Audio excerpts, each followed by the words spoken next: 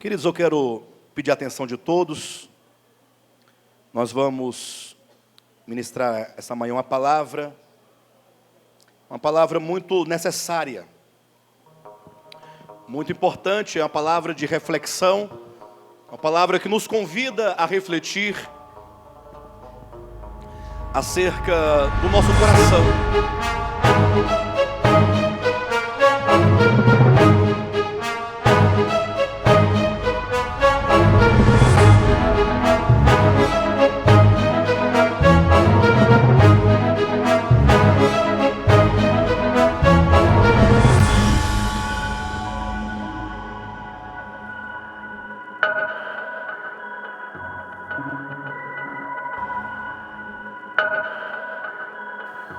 Infelizmente, nesta época do ano, final de ano para entrar no ano novo, as pessoas estão muito empolgadas com a festa, muito empolgadas com a ceia de ano novo, as pessoas muito empolgadas com as roupas novas, com o salão, com a bebida, a dança, a festa.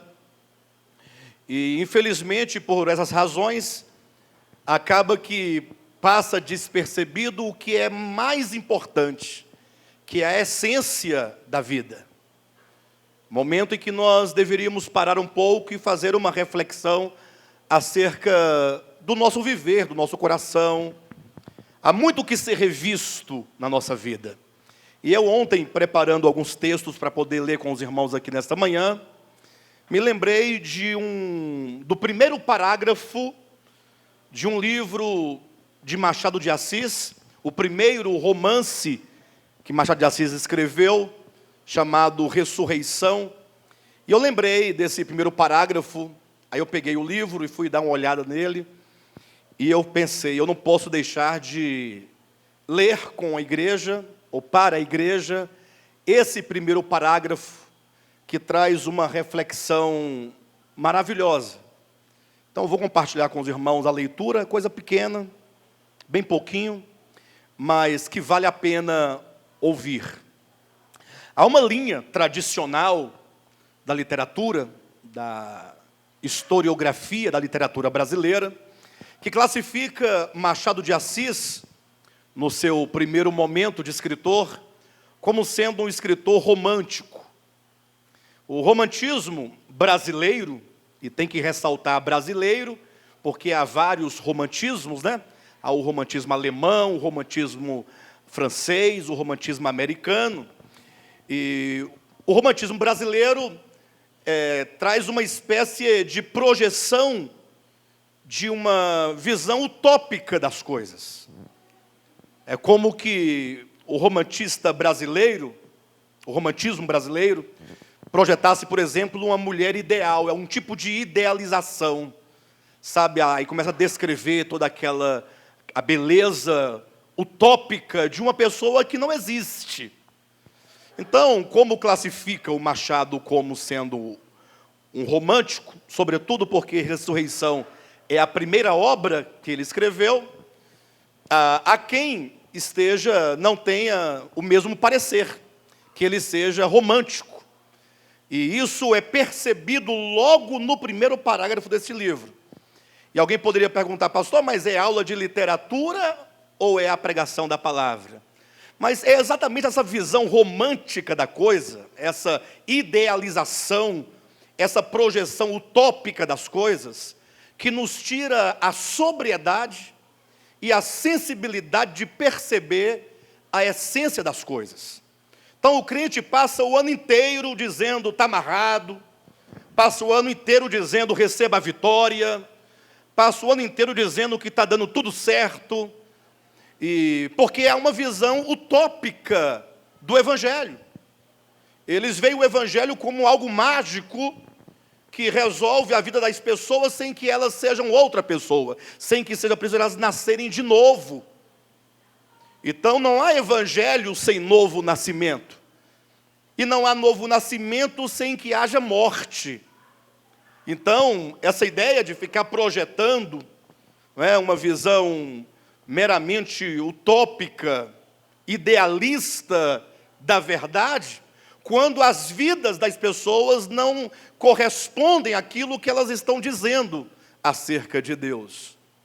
Então é preciso que nós em algum momento tenhamos, ainda que seja um momento de sobriedade, para você fazer uma reflexão da sua vida, olhar para a sua vida enquanto esposo, olhar para a sua vida enquanto esposa, olhar para a sua vida enquanto pai, mãe, enquanto filho, enquanto cidadão, enquanto um profissional, olhar para a sua vida enquanto um servo de Deus, levando em conta que o próprio Jesus fala que há servos maus e servos bons, mas para que haja esse momento reflexivo, essa consideração, para que nós possamos identificar as eivas de podridão da nossa alma, que carecem de ser reparadas, nós precisamos deixar essa visão romântica da coisa para olhar a essência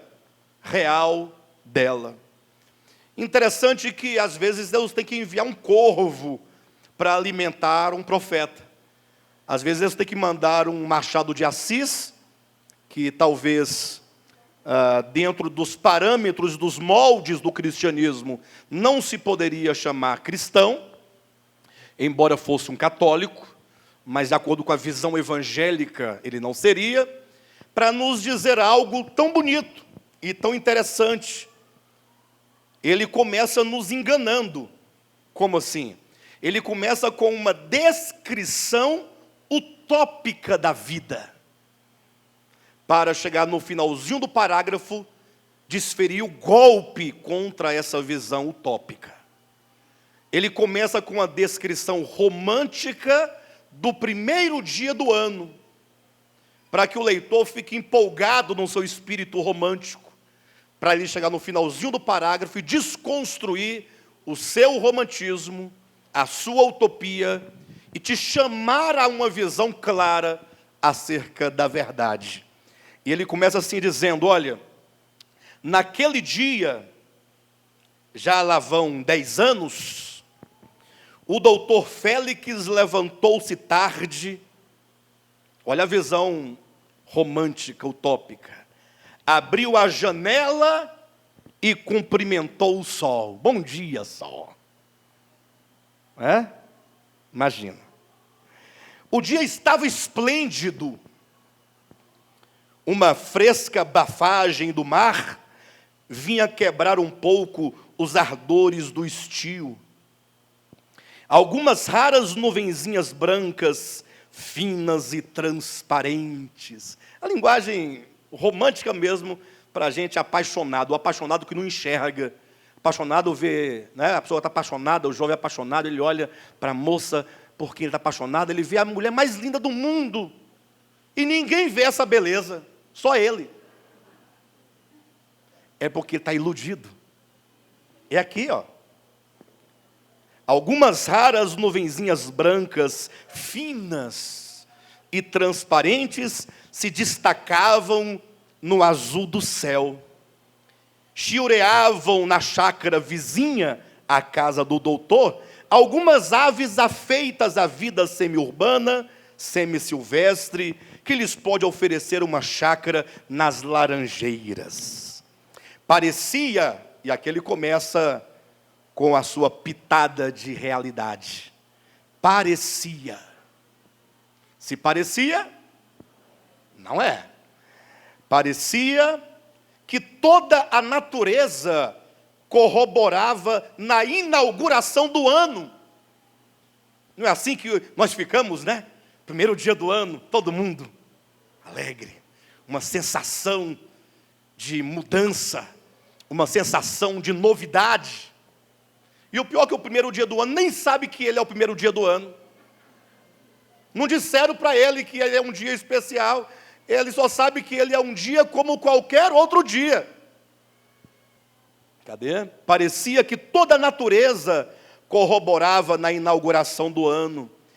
Aqueles para quem a idade já desfez o viço dos primeiros tempos, não se terão esquecido do fervor, com que esse dia é saudado na meninice e na adolescência. Tudo nos parece melhor e mais belo, fruto da nossa ilusão. Ele construiu para depois o quê? Desconstruir. Ele criou todo um cenário de beleza, os passarinhos, tudo cantando aquelas coisas lindas, o sol. Aí de repente ele diz, tudo nos parece melhor e mais belo, fruto da nossa ilusão, e alegres com vermos o ano que desponta, não reparamos que ele é também um passo para a morte. Esse final tem que ler de novo. Tudo nos parece melhor e mais belo, fruto da nossa ilusão, e alegres, ou seja, essa alegria de final de ano, feliz 2018, daquele abraço, que seja repleto de saúde, de paz, de felicidade. Bobagem. O fato de você desejar isso não vai alterar o ano da pessoa. Ela não será feliz pelos seus votos, ela não será próspera por causa dos seus votos. Ela será feliz e próspera e tudo mais, se houver mudanças. Sem mudanças, pode fazer votos, pode fazer oração, pode fazer jejum, pode fazer macumba, pode fazer o que você quiser, simpatia, vestir cueca amarela para trazer o quê? Dinheiro, não vai resolver, trazer amor, trazer prosperidade, nada disso traz. Tudo fruto da nossa ilusão. E alegres com vermos o ano que desponta, não reparamos. Ele está dizendo, você não está reparando num fato. Algo que é tão claro, tão visível, tão diante de nós, passa despercebido. E por que passa despercebido? Porque nós estamos embriagados de uma alegria utópica, enganosa, que nos tira a capacidade de enxergar, de ver, e alegres com vermos o ano que desponta, não reparamos que esse ano que desponta, é também um passo para a morte. Mais um ano implica menos um ano.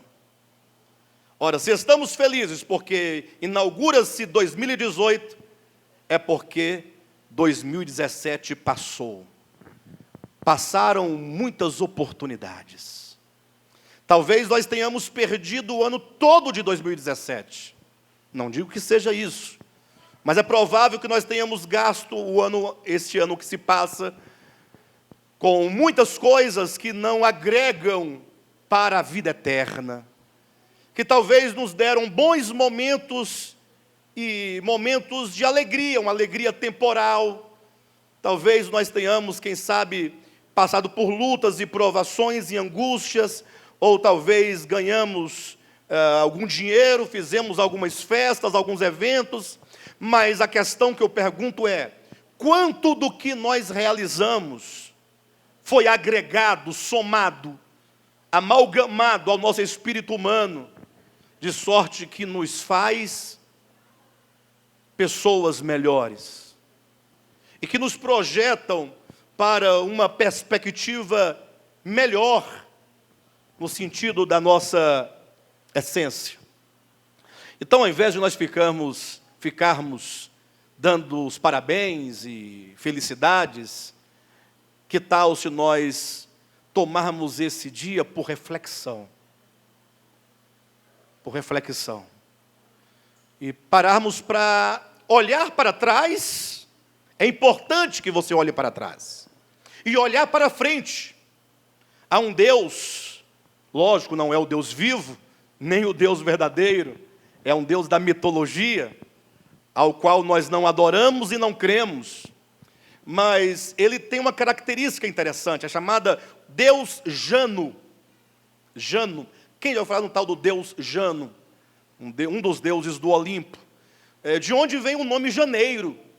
Então, o mês de janeiro, primeiro mês do ano, chama-se janeiro em razão do Deus Jano.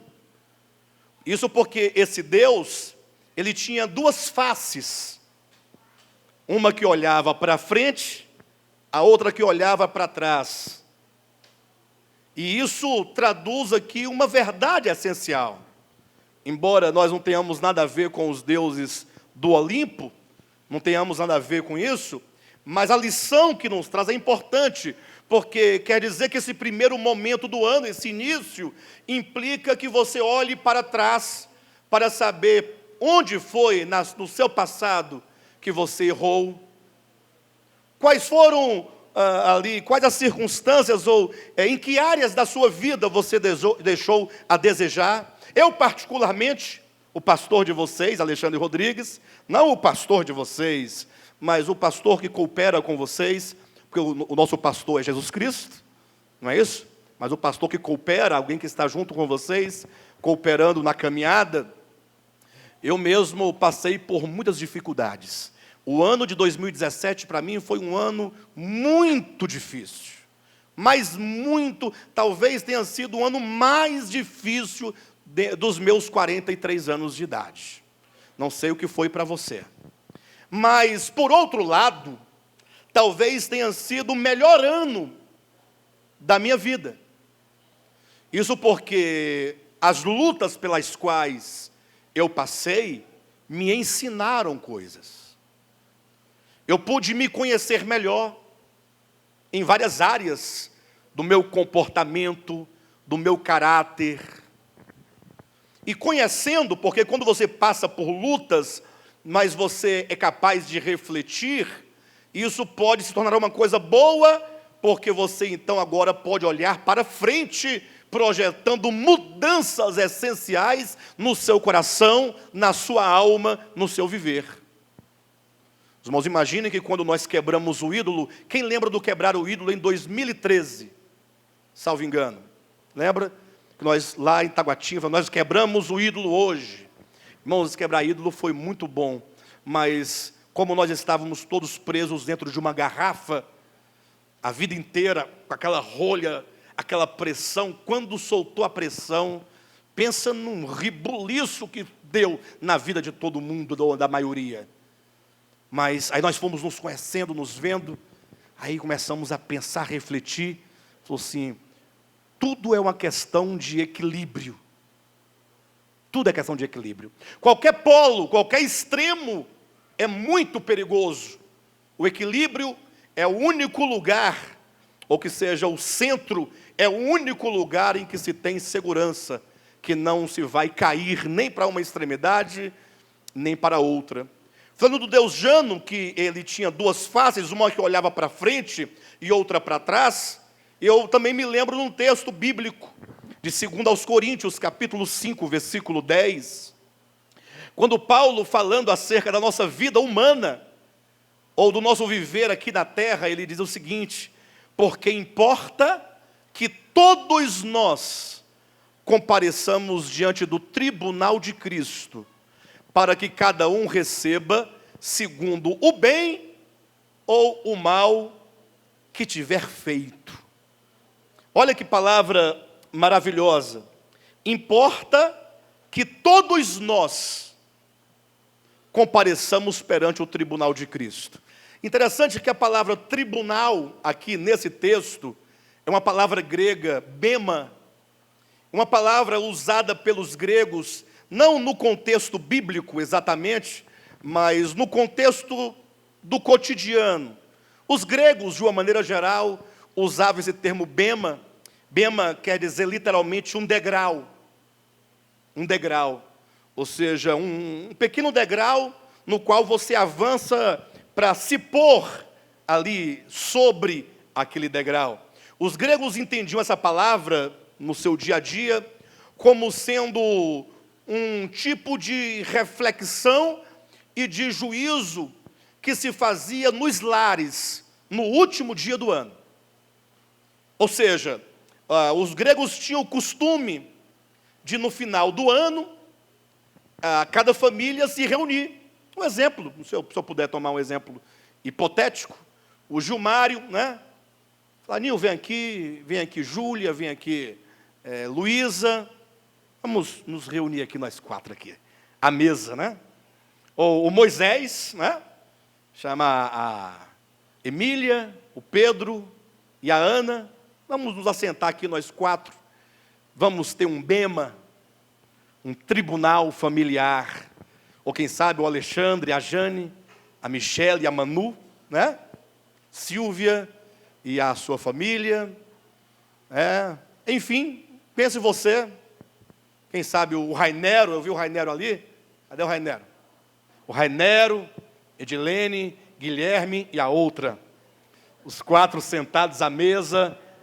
No último dia do ano, tribunal familiar.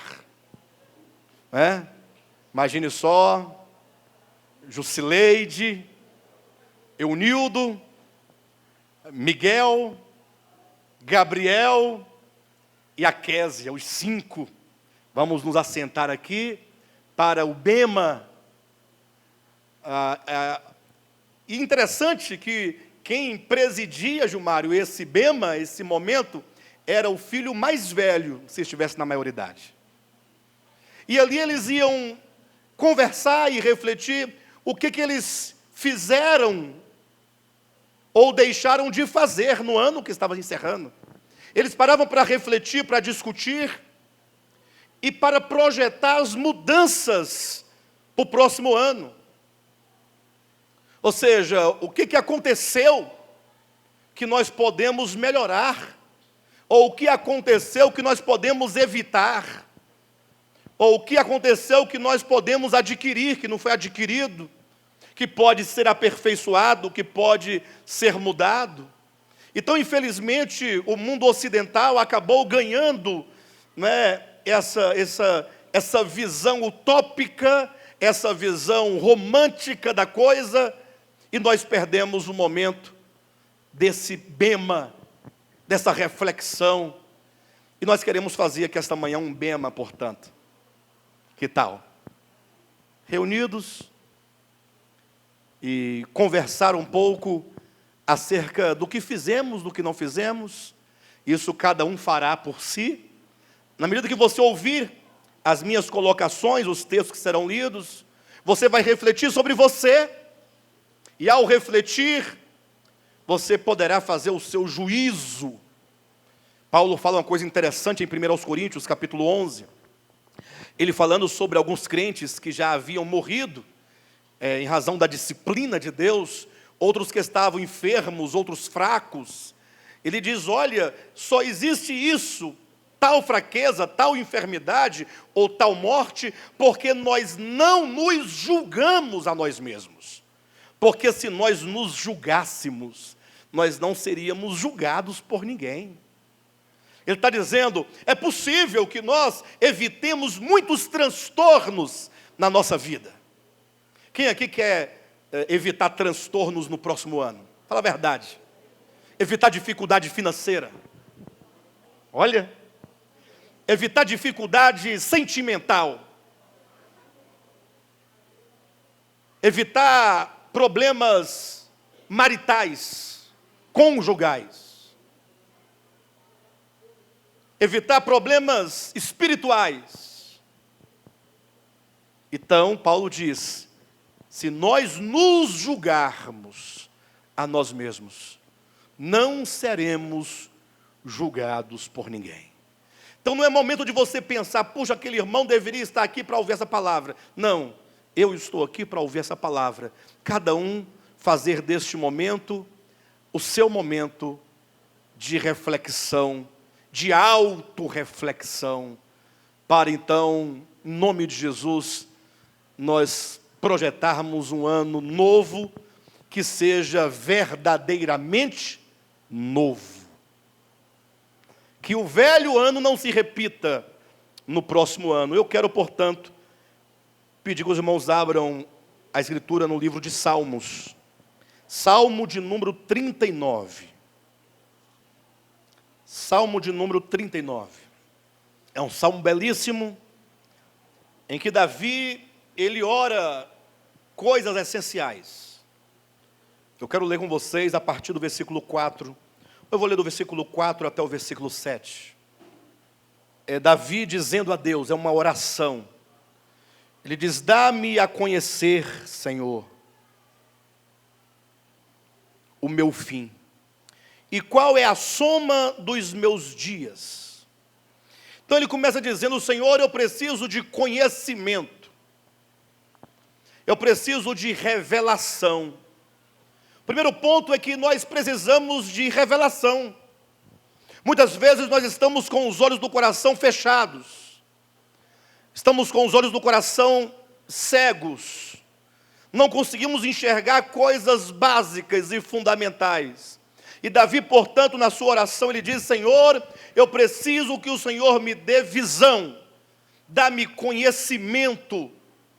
Ele diz: Senhor, dá-me a conhecer o meu fim e qual é a soma dos meus dias, para que eu reconheça a minha fragilidade.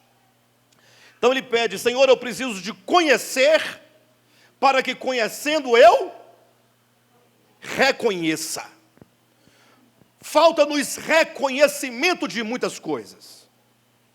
E talvez você diga: não, pastor, mas eu conheço a minha fragilidade.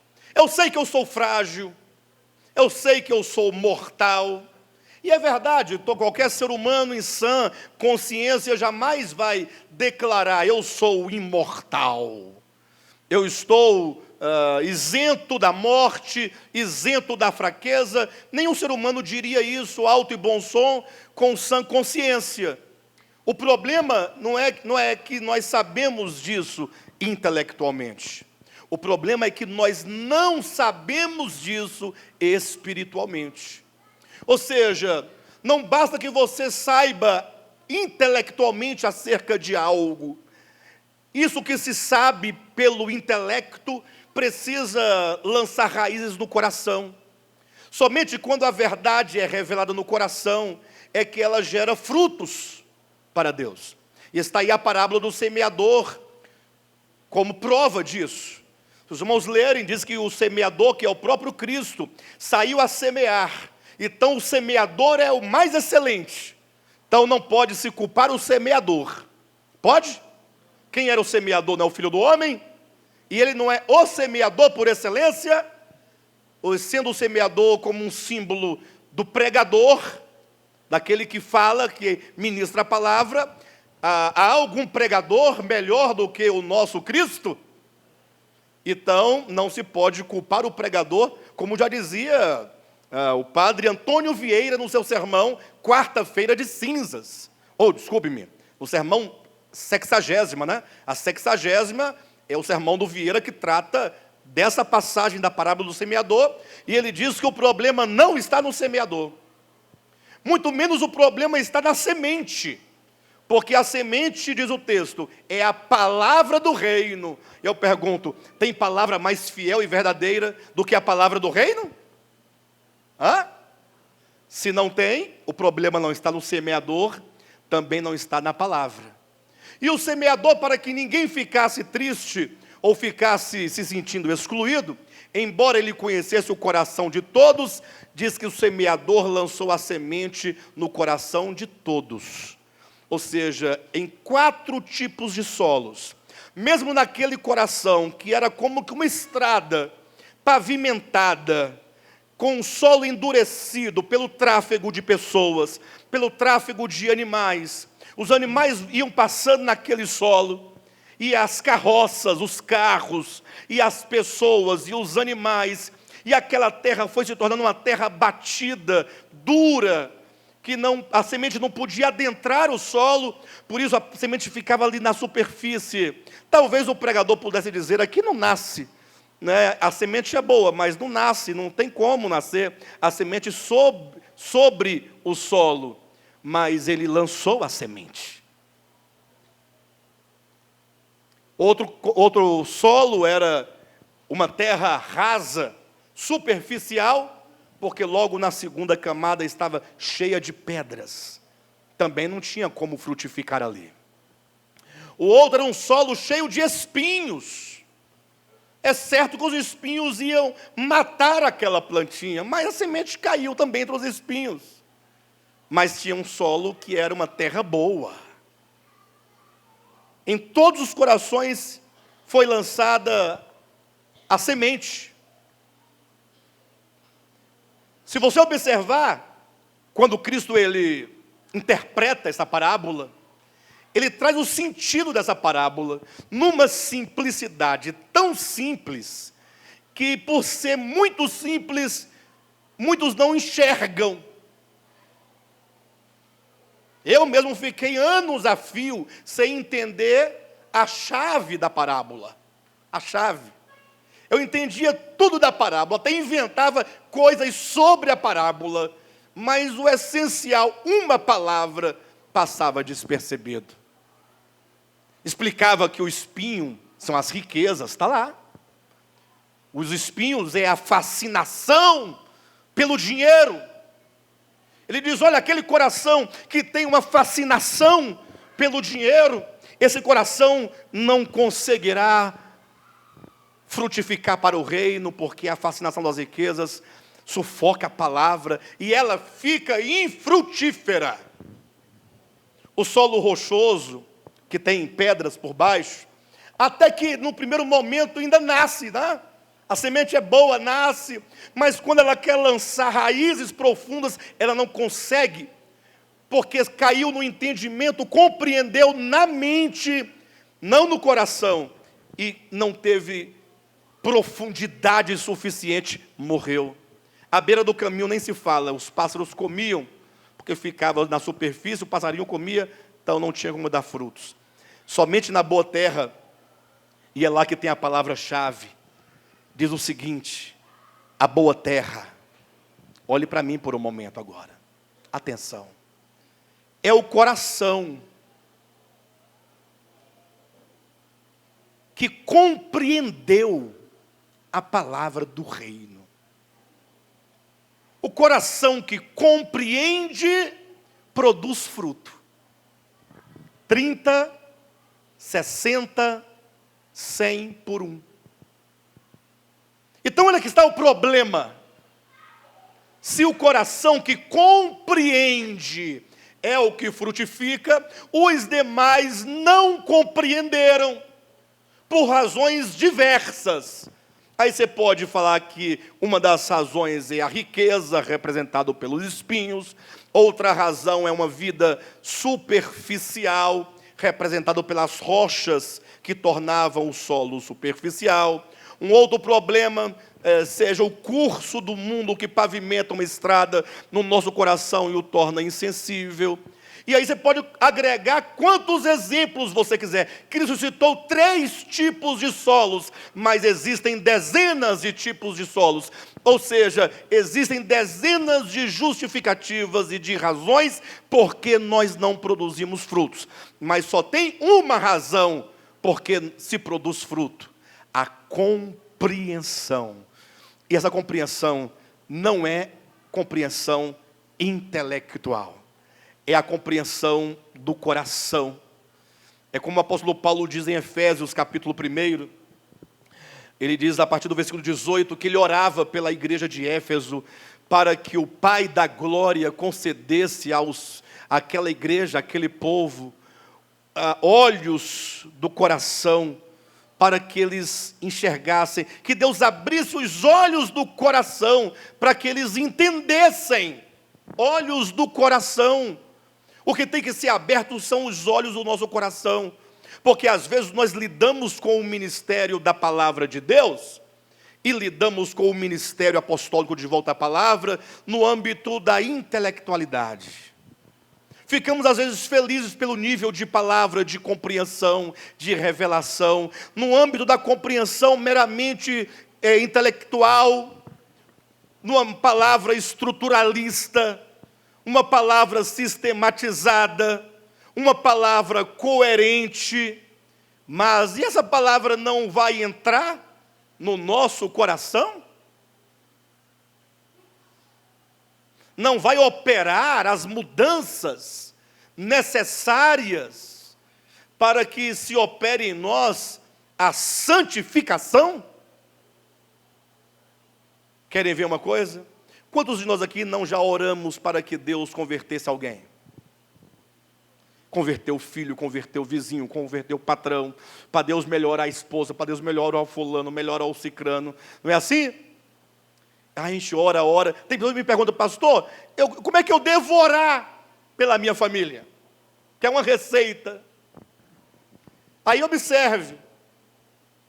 Deus quer revelar o seu filho aos seus familiares por seu intermédio.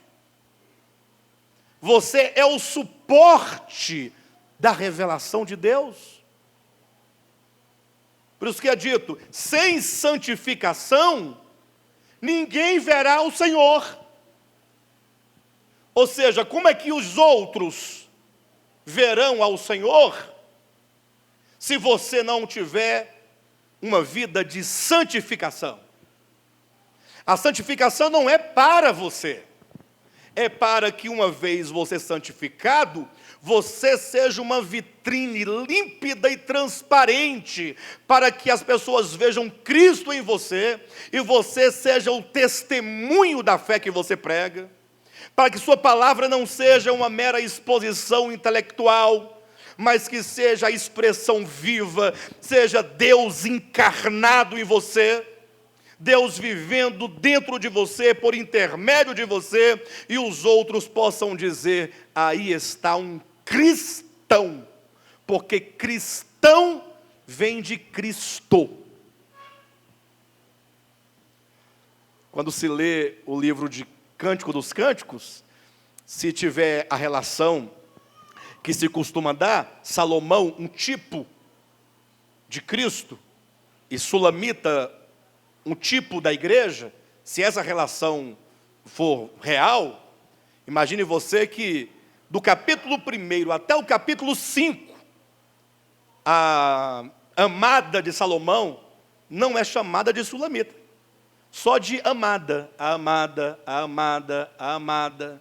Capítulo 1 de Cântico dos Cânticos, capítulo 2, ela vai se envolvendo afetivamente com o Salomão, com o amado, e desenvolvendo um relacionamento de amor, de submissão, de obediência, para que quando chega no capítulo 6, ela tenha sido, em razão do relacionamento, transformada em Sulamita, que vem de Salomão.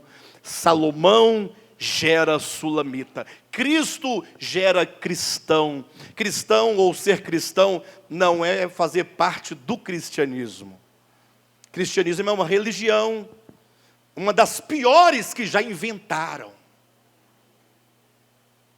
Não estou falando nem de Jesus e nem da Escritura e nem dos santos que ao longo da história compôs a igreja. Eu me refiro ao sistema babilônico do cristianismo, cujo início e origem é no século IV, mais precisamente no ano 325, quando Constantino ele instaurou a religião oficial com a roupagem de Cristo, com a roupagem dos apóstolos, mas com um conteúdo pagão. E é deste cristianismo forjado que vão sair as filhas de Babilônia. Ou seja, quantas micro religiões vão saindo com o mesmo espírito, com o mesmo intento, com o mesmo propósito. Bem, de todo modo, o fato é que nós precisamos, para que você tenha uma experiência real de cristão, nós precisamos de compreender. E eu quero dizer para vocês, o ministério de Volta à Palavra é o ministério que mais entende de teologia. Eu falo membresia. Membresia. Tem muito ministério bom de Deus, com uma teologia razoável, mas vocês sabem que as igrejas, de um modo geral, não é nenhuma crítica a ninguém em específico, mas me parece, se eu não estiver enganado, eu tenho 43 anos de observação, que eu cresci dentro das igrejas evangélicas, né? Me parece que os líderes, eles pensam assim: não, o povo não tem que saber de teologia, não. O povo, quem tem que saber são os pastores. O povo é bênção, é jejum, é a campanha, é a cura, é o processo. Então o povo não tem que se envolver com isso. Por isso que eles não ensinam Apocalipse. Para quem ensinar? O povo, né? Até porque quanto mais ignorante, melhor. É mais fácil, né, de você manipular. E o povo também não gosta mesmo, não. É o líder que nega e o povo que não quer. O povo, quando ouve uma palavra mais elaborada, mais comprometida, que vai requerer um destravamento do cérebro para pensar, fala, não, a palavra fria, tal, muda. Prega sobre a mulher do fluxo de sangue. Porque aquela mulher havia gasto todo o seu dinheiro com os médicos daquele tempo, e ela estava sofrendo, e talvez nesta manhã, meu irmão, você esteja como aquela mulher do fluxo de sangue. Talvez você esteja com uma hemorragia, e essa hemorragia pode ser que a sua vida espiritual não, a sua vida conjugal está se esvaindo. A sua vida financeira é um fluxo que não para e está se esvaindo. Aí o povo fala assim, puxa, legal, que palavra. No auge daquele momento se diz, mas ainda havia uma esperança. Jesus passava por ali. Ela ouviu dizer que Jesus passava. E Jesus está passando por aqui. Aí o povo já fica procurando, né? Não que ele não esteja presente, não é isso. Mas é uma palavra que no final não traz a essência da verdade necessária que no texto se quis dizer para nós. Fica apenas na projeção de uma possibilidade de que a minha vida financeira vai mudar. Ou de que a minha vida conjugal vai mudar. Ou de que o caroço vai sumir. A verruga vai cair. Sempre assim. E às vezes é bom, acontece da verruga cair.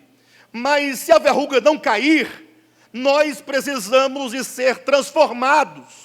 E conformados à imagem do Filho de Deus, com verruga, sem verruga, com a coluna boa ou ruim, a nossa alma precisa, temos que atentar para isso.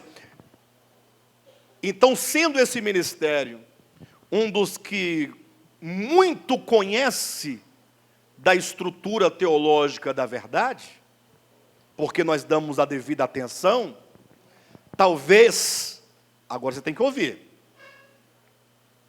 Você está orgulhoso? Ficou orgulhoso, né, do ministério e tal. Mas talvez seja o que menos compreende a verdade. O que menos compreende. Sabe muito, compreende pouco. Porque essa palavra de Deus que nós pregamos aqui, preste atenção, se ela for verdadeira, atenção, se, tem um se aqui, viu, Vânia? Se ela for verdadeira. Alguém fala, não, pastor, mas é.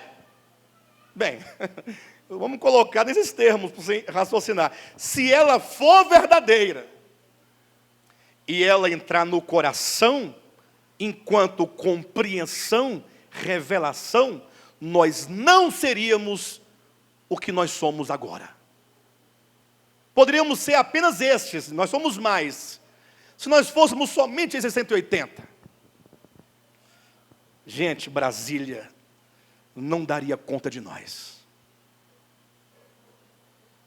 Cada um de nós, onde estivesse, tomado pela palavra de Deus, ardendo no coração e na boca, vivendo por meio dela e para ela, amando indistintamente a todos, perdoando mutuamente uns aos outros, socorrendo mutuamente uns aos outros,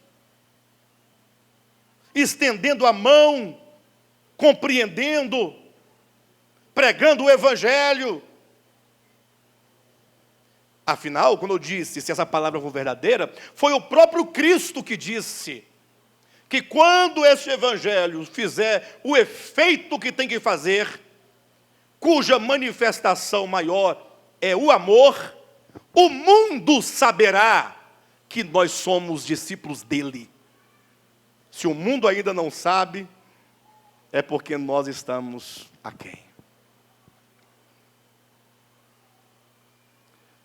Então, a primeira necessidade nossa é de conhecer no coração. Não é de entender com a mente. Isso já fizemos há muito tempo. É compreender com o coração. Porque compreendendo haverá uma resposta. Qual é a resposta? Dá-me a conhecer, Senhor, o meu fim, e qual a soma dos meus dias, para que eu reconheça. Então a palavra nessa manhã é, primeiro, Senhor, eu preciso de compreender. Senhor, eu preciso de reconhecer. Reconhecer o quê? Muitas coisas. Aqui no texto de Salmo, diz que é preciso reconhecer a fragilidade. Vou pegar o Gilmário, porque está na frente, viu, Gilmário? Não tem nada a ver.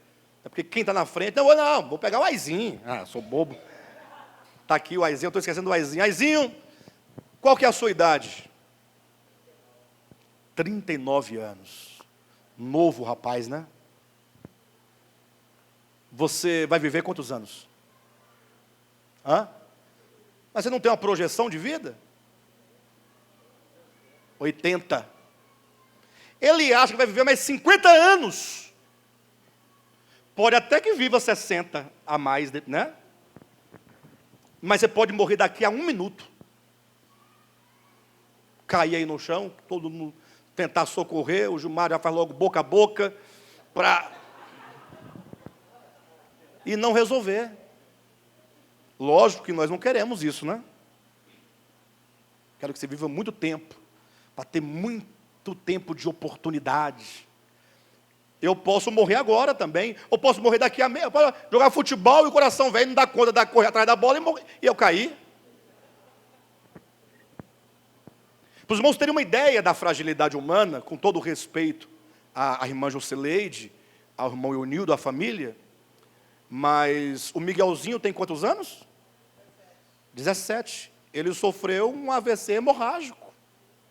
17 anos! Está vivo pela graça, misericórdia e bondade de Deus. Não está vivo? E em nome de Jesus vai sair de lá, bonzinho. Mas vai sair com uma diferença. Vai sair melhor do que entrou.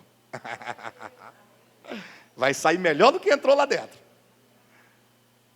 Porque ele vai saber, na pele, na carne, ele vai sentir que ele não é o que ele pensava que era. Mas não é ele que pensava, é eu que penso que eu sou o que não sou. É o Gilson que pensa que é o que não é. É o Moisés que pensa que é galego, mas é coisa nenhuma. Né? Está aqui, olha, o salmo. Isso aqui é a palavra de Deus dizendo: Senhor, conhecer o meu fim, conhecer a minha fragilidade, é necessário, se requer uma revelação. Me dê a conhecer isso. Me faça perceber que cada minuto da minha vida é de extrema importância. Porque se eu entender isso, se eu compreender isso, se eu reconhecer isso, o que vai acontecer? Dá-me a conhecer, Senhor, o meu fim com a soma dos meus dias, para que eu reconheça a minha fragilidade. Deste aos meus dias o cumprimento de alguns palmos, diante da tua presença, o prazo da minha vida é nada. Na verdade, todo homem, por mais firme que esteja, é pura vaidade. Com efeito, Passa o homem como a sombra, em vão se inquieta, amontoa tesouros e não sabe quem os levará. Quando se tem o reconhecimento, versículo 7, é isso o resultado. E eu, ó Senhor. Quando ele diz, e eu, ó Senhor, esse e aqui, se fosse uma prova de português, ia perguntar se era uma conjunção, se era uma preposição, e que não dá nada para eu saber se é preposição, conjunção, interjeição, verbo, provérbio, advérbio, provérbio foi boa, porque não traz significado. Mas se ele entender que esse e eu, ó Senhor, esse e, ele recupera todo o texto.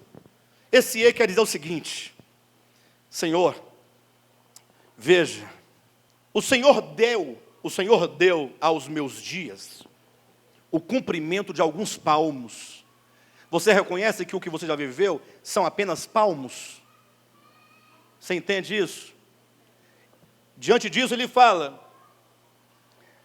diante da tua presença, o prazo da minha vida não é nada.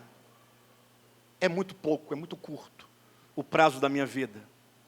Aí ele diz, na verdade, todo homem, por mais firme que esteja, firme na idade, 33 anos de idade, firme no físico, faz academia, é vegano, só come folha igual lagarta, não bebe bebida alcoólica para não desidratar, sofrimento, não come uma picanha gorda, com aquela gordura para não entupir veia,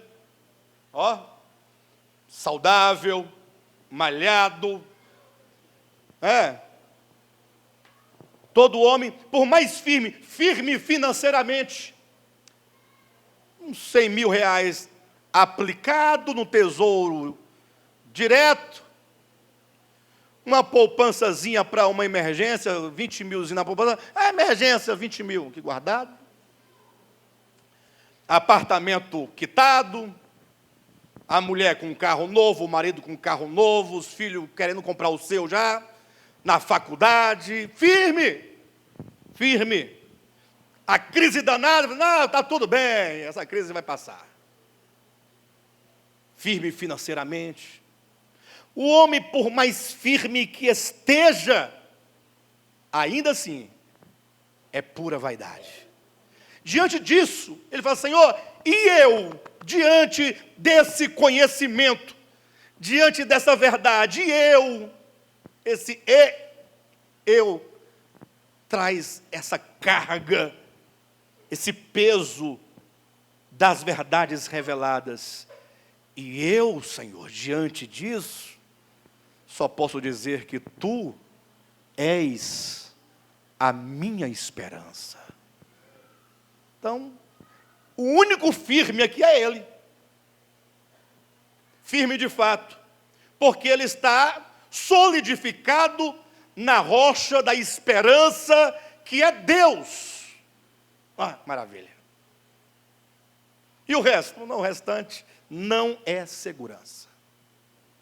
Então, esse ponto é o primeiro que eu queria trazer para os irmãos. A nossa necessidade de conhecimento espiritual, reconhecimento espiritual, da nossa fragilidade, da nossa efemeridade. Mas precisamos de conhecer algumas coisas mais.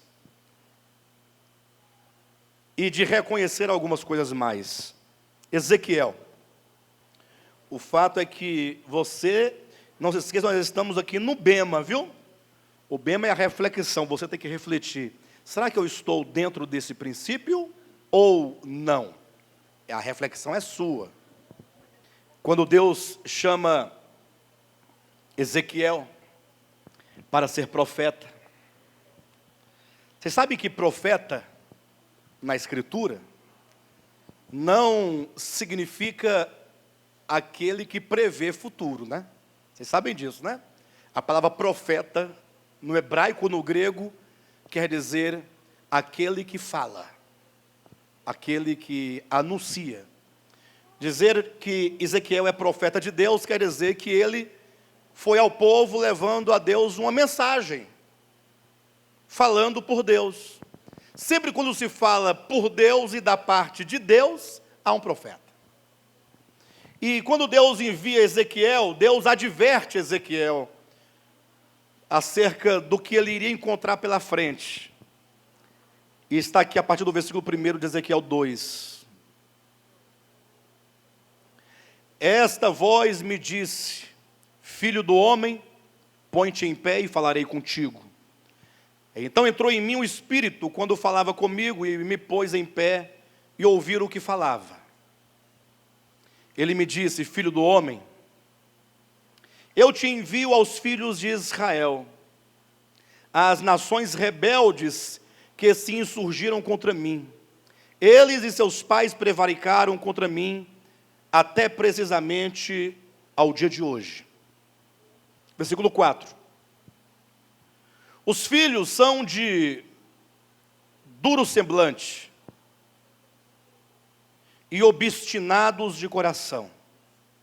Eu te envio a eles e lhes dirás: assim diz o Senhor. Então logo o texto vai apontando para as pessoas que receberia a palavra. Olha, é um povo obstinado. É um povo difícil. Agora veja que é no capítulo 3, a partir do versículo 4. O que Deus vai falar acerca do povo? Disse-me ainda: filho do homem, vai, entra na casa de Israel e dize-lhe as minhas palavras. Agora atenção, porque tu não és enviado a um povo de estranho falar. Ou seja, você não está indo para um povo de língua estrangeira. Não. O povo para o qual eu te envio, eles entendem a tua língua. Você está entendendo? Não. Olha o texto. Versículo 5. Porque tu não és enviado a um povo de estranho falar, nem de língua difícil, mas à casa de Israel. Eu pergunto, vocês compreendem o que eu digo? Eu tenho um estranho falar? Vocês têm um estranho falar? Então, Deus não nos está enviando a um povo de língua difícil, língua estrangeira. Não, é a igreja de Jesus Cristo. Ó. Então, qual é a hipótese aqui? Ou qual seria a lógica? Se o profeta é enviado ao povo de Deus, qual será a resposta do povo? Se o povo é de Deus, qual é a resposta do povo? Sim, Senhor. Maravilha. Louvado seja Deus. Glória a Deus, porque Deus nos está falando e nós vamos acolher a palavra de Deus, porque Ele é o nosso Deus. Ó. Mas o que acontece? Versículo 5. Porque tu não és enviado a um povo de estranho falar, nem de língua difícil, mas à casa de Israel. Nem és enviado a muitos povos de estranho falar e de língua difícil, cujas palavras não possas entender. Aí ele diz: se eu aos tais te enviasse, se eu te enviasse, profeta, para um povo de língua estrangeira, o que aconteceria? Certamente te darem ouvidos. Quem está entendendo o que eu estou dizendo? Em outras palavras, versículo 7. Mas a casa de Israel,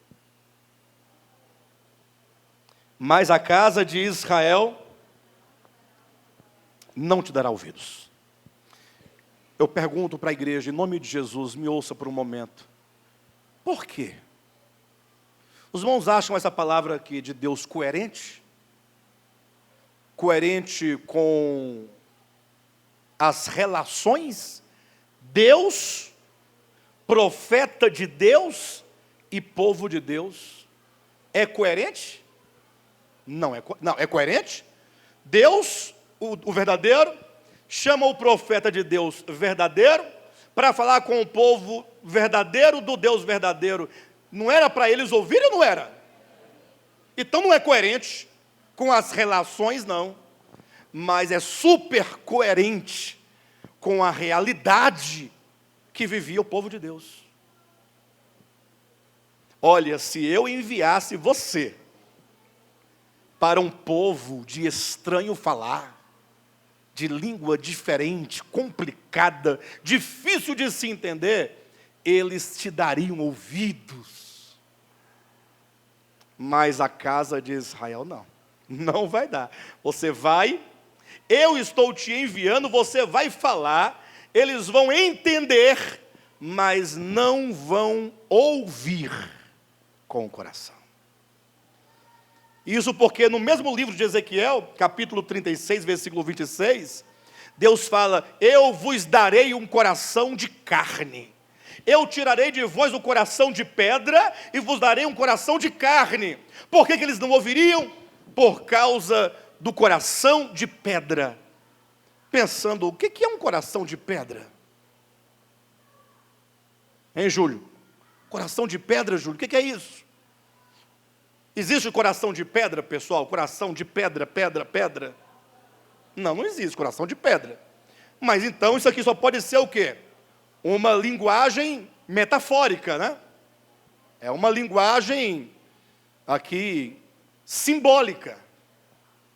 O que significa então um coração de pedra? Mas quando você olha para uma pedra, o que lhe vem à cabeça? Se você parar para observar uma pedra, não faça nenhuma relação com ninguém, nem com a Bíblia, nem com o ser humano, é a pedra, observe uma pedra, o que você vai falar acerca da pedra? Quais as características de uma pedra? Ela é dura, resistente, né? Difícil de ser quebrada. Ela é fria. Ela é insensível. É isso que está dizendo. O meu coração não vai ouvir a voz de Deus. Embora as palavras e os termos e a mensagem sejam tão familiar. Geralmente eu escuto do nosso ministério, e mesmo pessoas fora dele, fazendo o seguinte comentário: essas mensagens do Bispo Alexandre são muito repetitivas. Repete muito. Eu também concordo.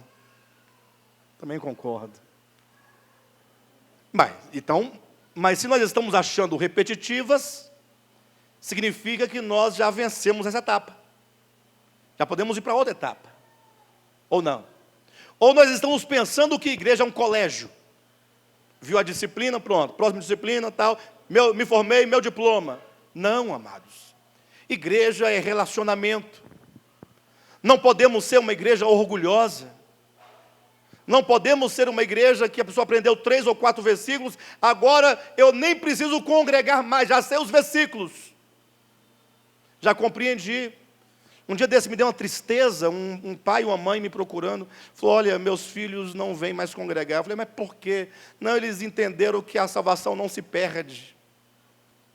Aí eu respondi assim: bem, eu acho que nem eu estou sabendo mais disso, eu não estou mais... de salvação não se perder ou de se ganhar. Salvação não é coisa que se ganha ou que se perde, que se segura ou que se toma. Porque salvação não é nada pronto. Eu perdi a salvação como quem perde um celular? Não, a salvação não é algo pronto, nem algo palpável, nem tangível. Salvação é algo que se constrói na alma, é o amálgama da verdade do Espírito com o seu Espírito. E isso é viver. Eu não vou congregar porque a salvação não se perde. Mas você talvez nem começou a experimentar a tal da salvação ainda.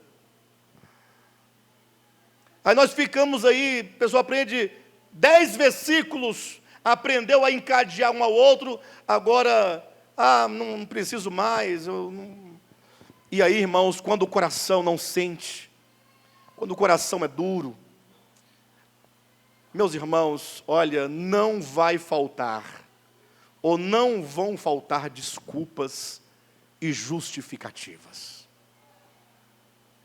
Lourdinha vai falar assim: não, pastor, o senhor tem noção onde é que eu moro?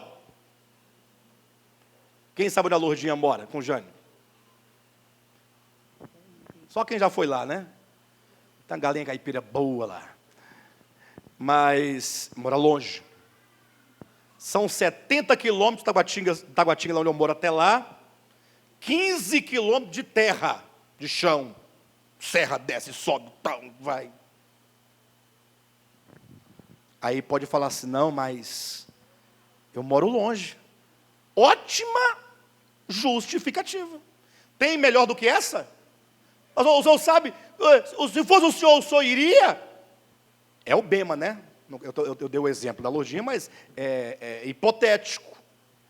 Aí a pessoa fala, não, pastor, com esse tempo de chuva, não tem como sair de casa. O trânsito trava. Aí quando é época de calor, eu passo muito mal.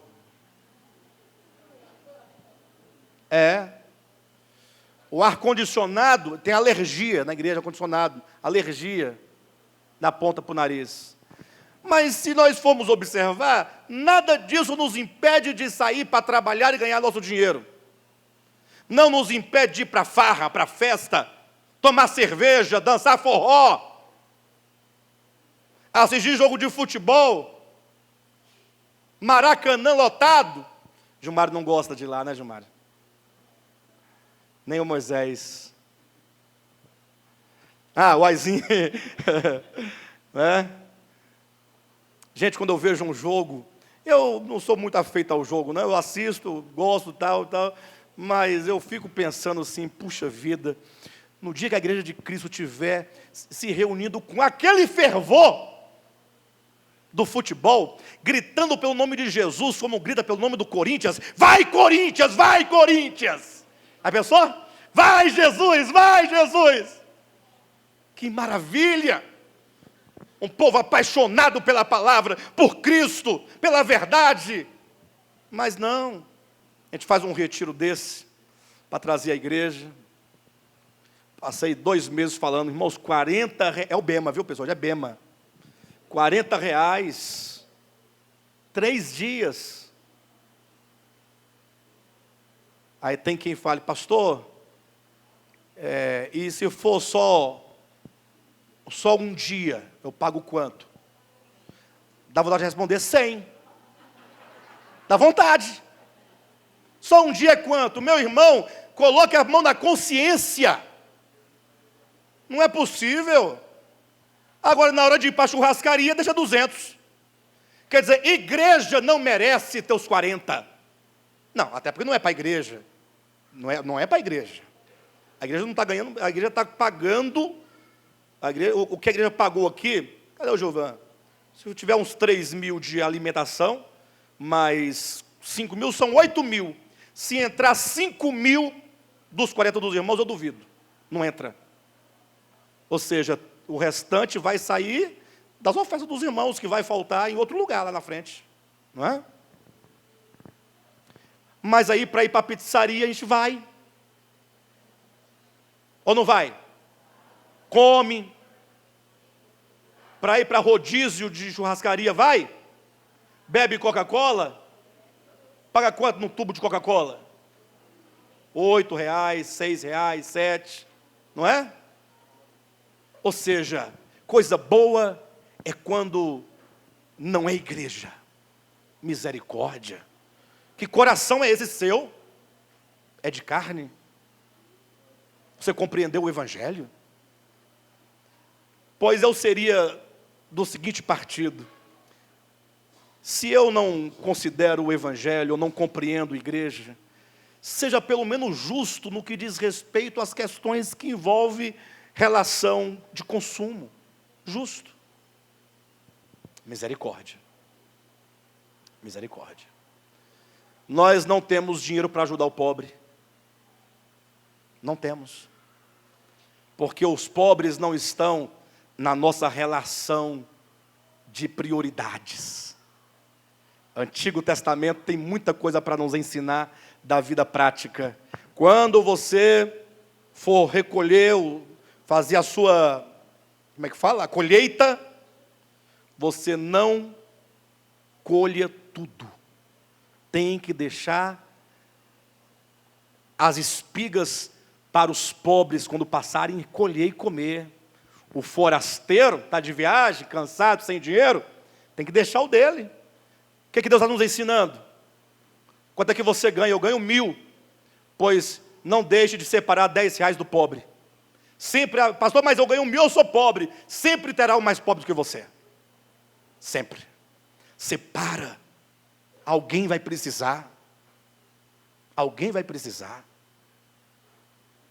Nós temos que começar a nos despir desse nosso orgulho e esse egoísmo que nos torna avaro, pessoas avaras, pessoas que só pensam em si.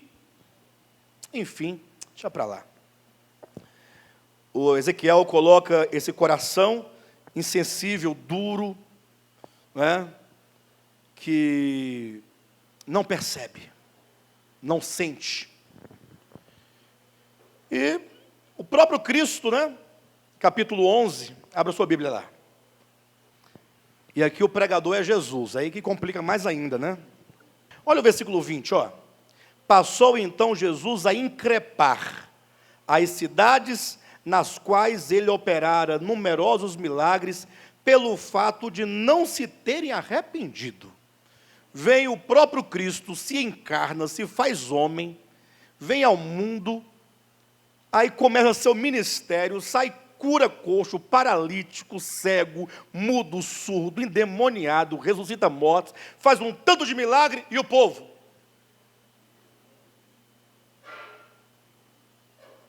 Você viu lá? O que você acha? Mas ele curou. Mas e aí? Jesus pregava e curava. A cura como um selo da sua autoridade, da sua palavra, da sua messianidade. Mas o povo não arrependia. Mas como pode ser? Era Jesus que pregava. Tudo bem que o Alexandre pregue, e não haja arrependimento. Mas Cristo pregar e não haver arrependimento, aí é demais. Sim ou não, pessoal? Aí é demais. Puxa, e não se arrependeram. E aí ele começa a dizer no versículo 21, ai de ti, Corazim, ai de ti, Betsaida, ai de ti, Moisés, ai de ti, Alexandre, ai de ti, irmã Jane, ai de ti, irmã Júlia, irmã Lourdinha, irmão Jânio, ai de ti, irmã Rosirene, ai de ti, Gilson. Achou que estava filmando, não estava vendo ele. Ai de ti, pastor Josué. Ai de ti, Vânia. Ai de ti, ministério de volta à palavra. Ai de ti, Ronan. Ai, ai, ai.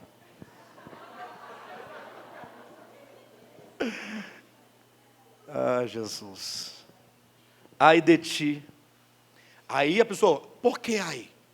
Final de ano, a palavra do pastor, ai. Qual o título da palavra? Ai, ai, ai. Não era não, mas pode ser. Mas por que esse tanto de ai? Porque se em Tiro e Sidom são duas cidades pagãs do tempo de Cristo. Se em Tiro e em Sidom se tivessem operado os milagres que em vosso meio se fizeram, há muito eles se teriam arrependido com pano de saco e cinza. Misericórdia. Misericórdia. Agora vem a pior. E contudo vos digo, no dia do juízo, haverá menos rigor para Tiro e Sidom do que para vós outras. E tu, Cafarnaum, e tu, Natália,